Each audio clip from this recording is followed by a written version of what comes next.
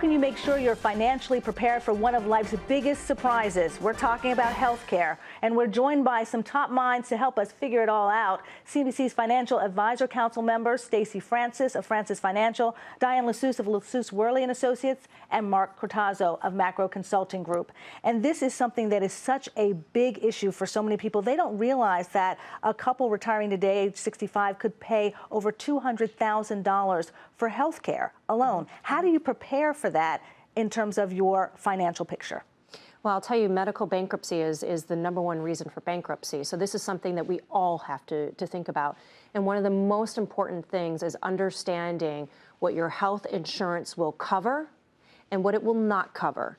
Understanding what your deductibles are, if it covers you for in-network versus out-of-network doctors. What does the coverage for medicines, even. Medicines can run thousands and thousands of dollars a month. So that's really important. So diving in, while it's not something that's exciting, I will tell you it's probably one of your best 1 to 2 hours spent that you could of the entire year. Is that something, Diane, that you talk to your clients about when they're trying to figure out what their retirement need is going to be? Do you factor that in, and how do you help them gauge what the cost may be?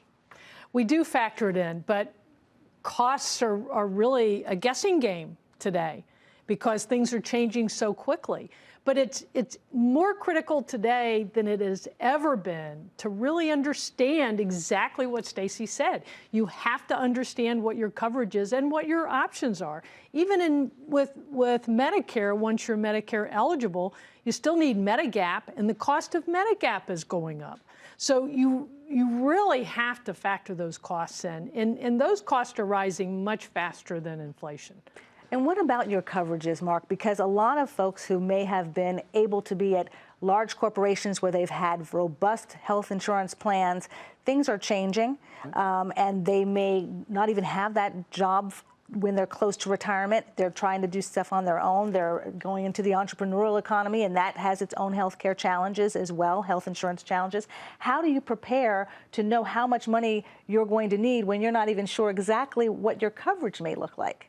Yeah, there's a lot of variables with that, and looking at whether or not you're vested in that, because some coverage was linked to your retirement benefits, when you're eligible to participate, does it run tandem with Medicare coverage? If you've got a big gap in age between spouses, where one might be eligible for Medicare at a much earlier age, that can create some complexity, because now you've got individual coverage that you need to plan for, as Stacey and Diane said, understanding what is covered and what isn't covered. And one of the conversations that I think there's a lot of bad information on is whether or not you're covered if you have a long-term illness. And if you need care, if you need surgery, if you need some basic rehab, but if it's care, that typically isn't covered, and that could be a 6-figure-a-year expense. So, and with things like dementia, people could live years and need care, and could be a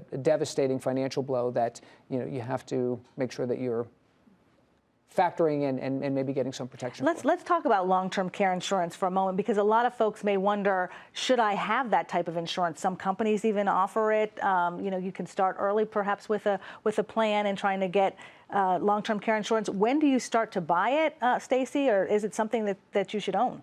Well, typically most people are buying it in their 50s, but I will tell you, I actually just purchased long-term care this last year. And the reason why I bought it, and what I would encourage— And you're 29. I'm 19, but we have, in our family, we have a long history of cancer and heart disease. And so because if you have hereditary diseases that you have seen in your family, then you need to take that 50-year-old, rule of thumb and throw it out the window. So you should look at it sooner. You should look at it for when you are healthy. Now, that's the problem. No one has a crystal ball. No one knows, how they're going to be feeling a year or two. But I would say if you're healthy, I would do it now. And I looked at the premiums, the amount that I'm going to be paying for the rest of my life versus waiting another 10 years. I'm still going to be paying less because I'm buying it now. And in particular for women, it's a state by state, but For women, the premiums are going up dramatically. Some states have already passed this, others are just starting to. But particularly if you are a woman, you need to be doing this now and looking at it regardless of your age. All right, looking at long-term care. Thank you so much, Stacey, Diane, and Mark. And so if you are thinking about how you're going to deal with what could be one of the biggest surprises in your life, how much you're going to pay for health care, start thinking about it right now. Figure out what your coverage is. Think about what your life expectancy may be based on what some of the family members that you have, what their life expectancy has been, and think about purchasing long-term care insurance. Talk to your financial advisor to see if it's the right move for you and when you should get it. Thanks so much for joining us.